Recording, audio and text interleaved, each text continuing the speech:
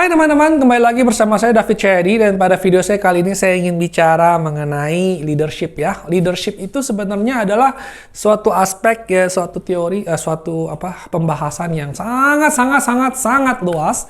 Saya nggak tahu mulai dari mana dan yang pastinya ini bukan video saya terakhir tentang leadership. Leadership itu nanti mungkin akan bisa dilihat dari berbagai macam aspek, akan bisa dilihat dari berbagai macam pendekatan, dari banyak teori, banyak segala macam. Jadi saya juga nggak bisa kasih judul yang aneh-aneh. Ya mungkin saya kasih judul leadership 1 aja lah ya. Nanti nggak tahu isinya apa, ya gado-gado aja. Dan semoga kamu bisa mendapatkan sesuatu yang berguna ya. Jadi buat pemimpin-pemimpin bangsa dan pemimpin-pemimpin perusahaan. Nah, jadi pemimpin itu tidak berarti kamu harus kelas Soeharto, atau siapa, atau presiden, atau gimana. Enggak. Kita tuh bisa memimpin. Kita memimpin apa? Memimpin rumah tangga, memimpin pertemanan, memimpin pembicaraan, memimpin percakapan, ya, atau memimpin usaha. Karena saya bicara soal bisnis, saya akan lebih tekankan ke memimpin pegawai. Nah, cara memimpin yang baik itu bagaimana sih? Memimpin yang baik itu adalah abstrak ya. Tidak bisa saya kasih pointer. Kadang-kadang kalaupun misalkan saya bilang secara sederhana, pemimpin harus adil, oke? Nah, semua orang setuju nggak? Pemimpin harus adil, betul kan? Semua orang pasti bilang iya, pemimpin harus adil ya kan? Tapi ada saat dimanapun juga seorang pemimpin harus berani ambil tindakan untuk berbuat tidak adil. Oke, kesannya kontroversial. Tapi kalau misalnya pegawai saya ini dibully sama 10 orang. Ya. Kalau mau bilang adil, saya harusnya bertingkah adil 10 lawan 1. Saya harusnya belain yang 10. Tapi kan disinilah kebijaksanaan seorang leader gitu ya. Dia harus bisa melihat situasi case by case. Siapa yang salah, siapa yang benar. Kadang-kadang orang salah pun tidak bisa disalahkan segitunya. Kadang-kadang orang berbuat kesalahan itu karena mereka tidak ngerti, karena mereka didikannya memang salah, karena mereka budayanya memang salah. Kalau kita secara keras kita akan menghukum orang yang seperti ini, akhirnya mereka nggak akan belajar. Akhirnya mereka nggak akan tahu kenapa mereka salah, dan akhirnya hanya akan ada resistensi. Ya, jadi leadership itu ya menurut saya ya itu sangat luas gitu loh. Kamu perlu saya baca berapa buku pun tidak akan bisa mengkristalkan apa sih itu sebenarnya leadership. Ya bisa aja kalau cuma asal disuruh ngomong yang bagus-bagus ya gampang ya kan.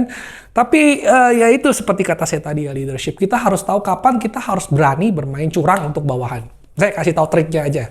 Kadang-kadang leadership yang bagus itu dia harus bisa berkorban. Berkorban dalam arti apa?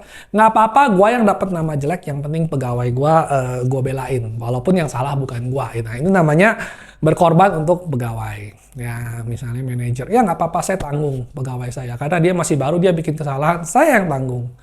Ya itu perbuatan terpuji leadership. Apakah itu bagus? Bagus, kelihatannya bagus. Tapi kalau keseringan begitu lama-lama bawahan kamu juga tidak akan belajar. Jadi leadership itu sama seperti kamu gimana ya? Kamu mendekati cewek, sama seperti kamu mendidik anak. Tidak ada yang satu size fits all. Jadi nggak bisa saya bilang, oke, cara ini selalu benar, cara ini selalu salah, cara ini ya ini nggak boleh. Akan ada satu situasi di mana cara ini menjadi benar, akan ada situasi lain di mana cara ini menjadi salah. Nah, jadi itulah kenapa seorang pemimpin itu seni. Kenapa ada leadership class tapi tidak menjamin lulusannya bisa menjadi pemimpin. Pemimpin itu yang pasti harus punya empati. Nah, empati itu apa? Empati itu saya harus bisa merasakan, saya harus bisa menempatkan posisi saya di pegawai saya. Kalau misalkan dia telat, jadi gini loh. Ya gimana ya, susah jelasinnya. Empati itu misalnya gini. Kalau pegawai saya telat, yang pertama pola pikir saya adalah saya tempatkan kepala saya itu di badan dia dulu, oke. Saya pikir, oke, kamu anak 3, kamu harus nganter anak kamu sendiri. Kamu harus muter-muter dulu, kamu harus mandiin, kamu harus masak segala macam, kamu telat. Oke, menurut saya kalau saya di posisi dia, ya wajar lah. Saya juga mungkin ada perhitungan waktu yang miss, saya bisa telat. Oke, ya sudah. Mungkin dan respon saya adalah sesuai dengan apa yang keputusan saya. Kalau saya di posisi dia gimana, ya mungkin respon saya juga gitu. Kalau saya di posisi dia pun saya akan kemungkinan telat, ya sudah lah. Saya lebih bisa memaafkan. Tapi kalau misalkan kasus kedua, ya pegawai saya masih single. Dia nggak punya tanggungan, rumah deket segala macam, tapi telat mulu. Saya posisikan kepala saya di badan dia gitu. Gue kalau jadi lu kok bisa telat mulu gitu kan? Tanggungan nggak ada, main game sampai subuh, telat bangun. Yang kayak gini saya juga pasti akan lebih marah dibandingkan dengan yang punya anak 3 tadi. Nah, itulah namanya empati ya. Empati kita tuh misalnya kita posisikan diri saya di dalam sepatu dia, di dalam badan dia gitu loh. Jadi kalau saya jadi kamu, apa yang akan kamu rasakan? Apa yang saya rasakan? Apakah wajar kesalahan kamu? Kalau misalnya saya rasa wajar, ya udah. Ya wajar. Tapi kalau misalnya saya rasa, oh kalau saya jadi kamu dengan pendidikan kamu dengan segala macam pun saya akan kebangetan gitu kan. Ya udah saya nggak bisa, saya juga akan lebih keras marahnya gitu kan. Nah jadi leadership itu ya sekali lagi ya banyak. Di satu sisi kamu perlu tegas, di satu sisi kamu perlu mengayomi. Kalau terlalu mengayomi lama-lama ini bos jadi kesannya wah terlalu ramah sama bawahan nggak takut ya nggak bagus juga. Kalau ini bos terlalu tegas, terlalu marah-marah, terlalu killer, ya tidak bagus juga. Padahal mungkin maksudnya baik supaya pegawai kita tuh jadi kuat, jadi strength, jadi tahan banting. Tapi kadang-kadang sebelum dia jadi tahan banting, dibanting udah keburu pecah, ya, udah keburu resign atau keburu gimana. Nah, jadi itu benar-benar it's a very delicate situation gitu loh. Jadi kita tuh harus pelan-pelan, terlalu kenceng pecah, terlalu pelan nggak jadi. Nah, jadi ya memang gitu loh. Leadership itu sangat-sangat gimana. Nah, leadership juga is all about menciptakan rasa tenang. Kalau misalkan satu perusahaan itu sedang lagi ada krisis, Pak gimana kita kena komplain segala macam. Nah biasanya leadership itu is about kamu tenang dulu. Oke, diam dulu semua satu-satu. What is the situation? Masalahnya apa? Masalahnya di mana? Pelajari dulu. Jangan cepat menyalahkan, pelajari dulu ya. Biasanya saya suka ribut sama mami saya karena mami saya seorangnya gasak rusuh gitu ya. Kalau saya bilang enggak, tunggu dulu. Apa sih masalahnya? Kita pelajari dulu yang benar. Masalahnya gimana? Kita pikir dulu 5 menit ya, kita pikiran dulu, nah baru kita ambil solusi. Jadi pemimpin juga harus tenang. Yang pasti pemimpin itu nggak boleh panikan. Kalau begitu kamu panik, that's the end of you. Kalau dulu di militer, kalau udah panik, kamu udah mulai sembarangan serang, sembarangan serbu, itu biasanya udah nasibnya udah nggak akan bagus. Jadi kalau kita ketemu masalah kita nggak boleh panik. Ya, jadi seperti kata saya tadi ya, leadership itu sangat-sangat luas. Saya juga nggak tahu mesti bahas dari aspek mana segala macam. Ya saya seingat sangat aja ya apa yang saya bisa ingat saya bagikan aja. Jadi ya gitu aja lah. Pokoknya saya juga susah jelasinnya. Oke, nah apalagi yang pasti jadi pemimpin harus adil. Adil dalam artian tuh kamu harus menjadi orang yang bisa mengadilkan, bukan adil dalam artian kamu tuh seperti robot, pokoknya salah ya salah cincang. Nah, itu bukan seperti itu adil. Keadilan seorang pemimpin itu bukan itu. Adil itu pemimpin seperti kata saya tadi. Hukuman saya untuk 2 orang yang telat itu bisa berbeda. Kenapa? Karena ini anak orangnya 3, tiap hari kebutuhannya banyak. Ini orang bukan pengangguran, ini orang single, nggak punya kawin. Dia terlambat karena main game. Yang ini terlambat karena antara anaknya 3. Adil itu sebenarnya memberikan hukuman yang sama. Tapi di sisi keadilan itu juga memberikan hukuman yang berbeda. Oke? Nah jadi kalau ditanya sekali lagi, apa sih itu adil? Ya saya juga susah ngomong. Saya mahasiswa hukum tapi saya juga nggak bisa jelasin gitu kan. Yang adil tuh yang gimana? Ini orang kan main game terlambat. Yang ini orang benar-benar anaknya 3, nganterin anaknya sampai sekolah itu juga jadi terlambat. Dua-duanya salah nggak? Dua-duanya salah. Nah, dua-duanya salah. Saya nggak bilang dua-duanya benar. Terlambat is terlambat. Saya nggak peduli alasan kamu mau anak 3 kayak anak 7. Kalau kamu punya anak 7, kamu harus nganterin satu-satu. Itu urusan kamu. Pergi pagian, ya kan? Bukan urusan perusahaan.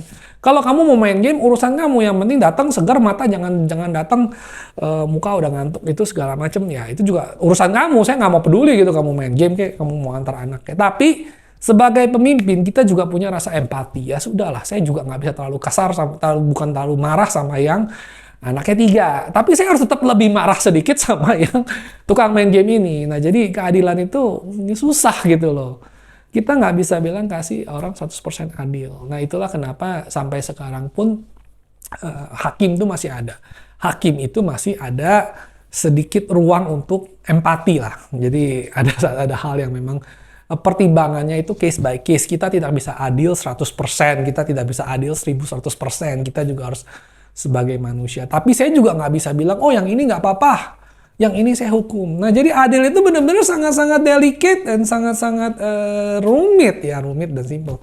Saya udah berasa saya adil, tapi tetap aja di pegawai saya. Wah, ini nggak bisa sih, itu telat kok nggak diapa-apain. Saya telat juga, saya kok dimarahinnya lebih. Padahal saya kan sama pegawai, hak kita sama, gaji kita sama. Betul nggak? Betul. Itu juga adil nggak adil. Nah, makanya yang benar salah siapa? Yang salah siapa itu tidak semudah itu, ya kan. Setiap orang merasa dirinya adalah jagoan, setiap orang merasa dirinya paling benar, ya kan. Tapi ya begitulah kadang-kadang jadi leadership itu. Poin berikutnya adalah you cannot please anybody. Jangan pernah berpikir saya jadi bos harus baik, harus dicintai semua pegawai saya. Tidak ada. Semua orang bisnis akan bilang, kalau kamu try to please everyone, you please no one. Dalam artian kalau kamu mau jadi Mr. Nice, ya disukai sama semua orang, percayalah, akhirnya semua orang nggak suka sama kamu. Kenapa? Kalau saya misalnya kasus saya tadi, saya nggak mau nyinggung mereka. Saya juga, iyalah, saya paham lah, kamu telat, anak kamu 3, nggak apa-apa, udah nggak apa-apa, saya paham ya. Saya paham, kamu lain kali jangan begini lagi. Akhirnya apa? Yang akhirnya kamu akan jadi pemimpin lemah yang diinjak-injak sama pegawai. Ya, jadi bukan begitu juga. Bukan berarti kamu harus baik sampai mengerti, sampai kamu harus duduk-duduk. Wah, pegawai lagi makan jagung, misalnya lagi makan Indomie, lagi jongkok di bawah, kamu ikutan. Wah, solider. Saya sebagai bos harus solider. Saya harus jongkok juga. Kamu lagi ngapain gini? Ingat ya, pegawai itu nggak suka diganggu bos. Rule number 1. Pegawai itu nggak suka kalau bos ikut makan, karena mereka nggak bebas. Saya pernah jadi pegawai. I know how it feels kalau misalkan CEO saya datang ikut makan bareng, itu kita jadi serba salah. Mau ngobrol salah, nggak ngobrol salah, ya kan? Nah, jadi mereka juga tidak selalu enjoy kalau misalkan manajer itu datang dan ya tergantung seberapa dekat ya. Tapi biasanya akan selalu ada gap antara atasan dan bawahan. Deal with it, live with it, terimalah. Itu adalah kodratnya. Jangan merasa kamu harus menjadi, pada saat kamu menjadi atasan, kamu diangkat menjadi manajer, itu gap itu akan selalu ada. Kamu nggak bisa bilang, oh saya seperti dulu, saya akan tetap friendly segala macam. Enggak, karena orang juga tidak menghargai bos yang seperti itu. Kenapa? Bayangkan kamu punya 10 pegawai, kamu makan. Namanya makan 10 orang, saya sebagai manusia. Saya tidak akan bisa perfect. Saya pasti lebih dekat ngobrol sama si A, saya lebih dekat ngobrol sama si B, yang sama si D mungkin dia pendiam, saya nggak gitu cocok. Nah, itu akhirnya akan memberikan stigma, akan memberikan pandangan bahwa bos ini pilih kasih segala macam. Akhirnya apa? Apapun yang saya lakukan salah. Jadi deal with it. Sebagai leadership kamu harus berani mengambil keputusan. Saya nggak peduli kamu suka sama saya nggak peduli kamu suka nggak suka sama saya. Itu dulu bos saya ngomong ini, I don't care whether you like me or not, selama I outrank you. Dalam artian apa? Saya nggak peduli kamu suka sama nggak suka sama saya. Selama pangkat saya di atas kamu, saya harus ngurusin kamu. Dan kamu harus patuh sama saya. Bukan karena saya otoriter ya, tapi karena memang somebody has to do the bloody job. Kalau kamu nggak patuh sama saya, nggak mau dipimpin sama saya sebagai atasan, ya udah bubar perusahaan kan. Nah, jadi itulah. Nah, jadi leadership itu it's a box of chocolate gitu ya, macam-macam ya. Ada yang suka, ada yang nggak suka. Kamu berusaha bikin sampai segimanapun pasti ada yang nggak suka. Jadi kalau kamu harus termasuk sama bos, kamu udah merasa saya udah adil, saya udah memperlakukan pegawai saya sedemikian rupa. Mungkin bos kamu tetap nggak suka karena bos kamu belum tentu dia adil. Bahkan dia bilang, Fit, kenapa kamu nggak marahin lebih banyak? Saya maunya lebih disiplin, saya maunya lebih keras segala macam. Tapi bos, kalau saya terlalu keras, mereka itu juga bukan cara yang baik. Nggak peduli, saya maunya mereka disiplin segala macam. Dan ya namanya manusia ya, namanya pimpinan sama bawahan, akhirnya pimpinan yang menang. Nah, itulah namanya leadership itu is about wisdom. Ya, itu kamu harus bijak sendiri. Kamu harus gimana ya? Jam terbang dan pengalaman. Bahkan yang udah jam terbang tinggi pun kadang-kadang angkat tangan. Ada pegawai yang memang tidak bisa dipimpin. Kita harus realistis. Sepinter-pinternya kamu mimpin, sepinter-pinternya saya ngoceh di sini, akan ada satu titik di mana saya juga nggak bisa apa-apa. Emang orangnya ngelawan mulu, emang orangnya ya cuma bisa di PHK, ya udah beres gitu kan. Jangan takut untuk PHK karyawan. Karena memang ya kalau dia nggak mau dibimbing, nggak mau ditolong, nggak mau menghormati pangkat saya, ya bukan saya gila hormat, tapi memang betul kan pimpinan itu harus ditaati. Kalau pemimpinan nggak ditaati, buat apa ini jadi ada bawahan ya kan? Jadi kita juga harus berani keras. Kita harus memberikan ampunan, kita harus memberikan wejangan, kita harus memberikan elusan pada saat yang tepat. Jadi memang dari antara semua itu ya leadership dan human resources, human relation itu yang memang paling sulit. Tidak pernah ada teori bakunya. Teorinya ada, tapi ya itu gitu loh. Saya udah ngoceh berapa nih? 15 menit ya. Ya, saya juga nggak tahu gitu loh. Masih belum kebayang how to become leadership, latihannya gimana, apa saya juga nggak tahu. Cuman menurut saya yang pasti paling penting itu adalah empati. Kita harus menempatkan, belajarlah pikir dengan kalau saya jadi dia itu gimana, ya kan? Kalau saya jadi dia, ya anak 3 kehilangan pekerjaan, saya juga kasihan. Nah dari situ namanya empati. Dari empati itu kita bisa merumuskan tindakan kita selanjutnya. Ya kan? Yang pasti adil. Adil itu bukan adil dalam artian adil baku ya, tapi ya berusahalah adil. Jangan sampai kamu terlalu pilih kasih sampai kelihatan banget nggak adilnya. Oke. Terus ketiga ya jangan try to please everyone karena it's not gonna work. Kamu nggak bisa menyenangkan semua orang. Kamu juga harus berani ambil tindakan. Yang keempat ya ini juga masih baru surface-nya aja ya. Pemimpin-pemimpin besar itu seperti CEO besar itu mereka semua punya adatnya sendiri, punya jeleknya sendiri. Bahkan kadang-kadang ada yang sangat-sangat tidak pengertian. Tapi kadang-kadang ya pimpinan itu kita juga sebagai orang yang di atas manajer, sebagai orang yang di atas pimpinan, kita juga pilih-pilih pimpinan. Ya, kita seperti kayaknya pilih-pilih. Kalau misalnya, saya kasih contoh ya sebentar lagi ya. Saya kasih contoh kalau misalkan ini perusahaan ini, oh disiplinnya udah hancur banget nih, budayanya udah rusak. Saya pasti akan pilih manajer yang sangat keras dengan harapan dia bisa membetulkan apa yang sudah rusak. Kalau misalkan ini divisi ini saya lihat oh masih bagus lah, cuman kurang bimbingan manajer yang tekniknya perlu tinggi. Oke, saya cari orang yang tekniknya tinggi, saya masukin ke sana. Saya nggak perlu dia terlalu keras, dia nggak perlu apa. Jadi kadang-kadang manajer pun ada kebutuhannya masing-masing. Ada yang butuh strict, ada yang butuh technicalnya, dia nggak butuh relation skillnya, ada yang butuh man managementnya, ada yang butuh keahliannya gitu kan. Nah jadi semuanya adalah seni ya, gimana cara kita.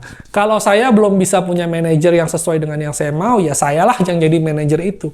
Saya harus bisa menilai bawahan saya, oke, tim ini perlu pendekatan seperti ini, tim ini perlu pendekatan seperti ini ya. Jadi ya one man show lah istilahnya. Oke. Nah, jadi menjadi pemimpin itu is a very complex issue yang kita juga nggak bisa ada teorinya. Tapi saya harap saya ngoceh dari tadi ya, minimal ada sedikit yang nyangkut sama kalian semua dan bisa diterapkan ya. Jadi bahan pikiran lah, jadi istilahnya jadi bahan pertimbangan aja. Oke, sekian dan terima kasih telah menonton. Tolong di hit like and subscribe dan see you in the next video, oke?